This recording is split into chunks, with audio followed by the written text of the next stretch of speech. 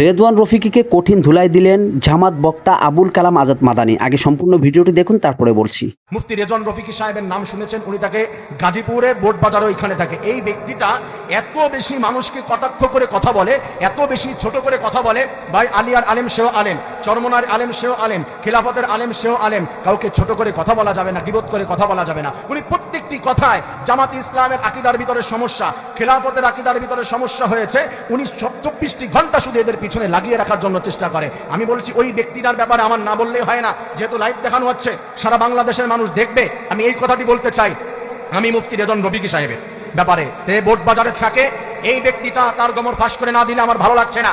আমি বলতে চাই সে চ্যালেঞ্জ করবে, আমি এটা প্রমাণ করব।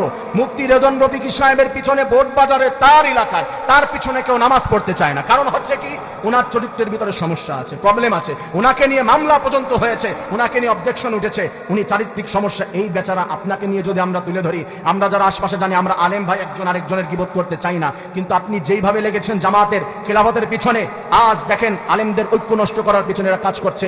এই জন্য আমরা বললাম যে দেখেন, উলামায়ে কিরামগণকে মানুষ ভালোবাসে কোরআনের কারণে, ইসলামের কারণে। আপনারা এইভাবে ফ্রাকশন সৃষ্টি করলে, মানুষের ভিতরে বিবাদ সৃষ্টি করে ফেললে, আপনি আজকে এত গলাবাজি করছেন, আপনাকে যদি অ্যাটাক করা হয়, আপনাকে যদি ধরে, আপনার কুকর্মগুলো যদি মানুষের সামনে তুলে দেয়, তাহলে আপনি কোথায় গিয়ে দাঁড়াবেন? তাহলে এখন উচিত হচ্ছে যে চুপ করে থাকেন।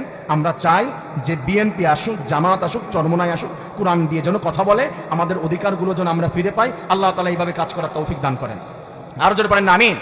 আমরা কাউকে কটাক্ষ করতে চাই না, কাউকে গীবত করতে চাই না, কিন্তু মুফতি রেদওয়ান রফিকী সাহেব ভাইকে বড় ভাই তুল্য, আমার উস্তাদ তুল্য, আমি বড় ভাই সম্বোধন করে বলছি, ভাই সংশোধন হয়ে যান, পরিবর্তন হয়ে যান। জামাতের আকীদার ভিতরে যদি প্রবলেম থাকে, দেখেছেন আপনারা মুফতি আলী হাসান ওসামা সাহেব, আমাদের বড় ভাই, জামাত ইসলামের ভিতরে যোগ দিয়েছে। অনেক বড় বড় আলেমরা জামাত ইসলামের সাথে, আল্লাহ মামুনুল হক সাহেব জামাত ইসলামের সাথে যোগ দিয়েছে, তারা কাজ করছে তাদের সাথে। তা এরা কি রিসার্চ ছাড়া গিয়েছে? আলী হাসান ওসামা সাহেব জামাতের সাথে যোগ দিয়েছে, এটা দেখে হিংসুক মহলে আবার আগুন লেগে গিয়েছে। সে কেন গেল ভাই? সে কেন গিয়েছে আসল তথ্য শুনুন।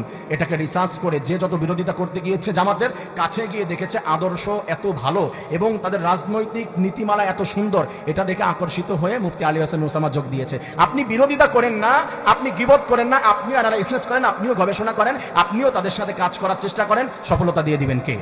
আরো জোরে কে? আল্লাহ তাআলা আমাদের সবাইকে কবুল করুন, আমিন। আরো জোরে পড়ে আমিন। সম্পূর্ণ ভিডিও দেখার জন্য আপনাকে অসংখ্য ধন্যবাদ। তো সবাই ভালো থাকবেন।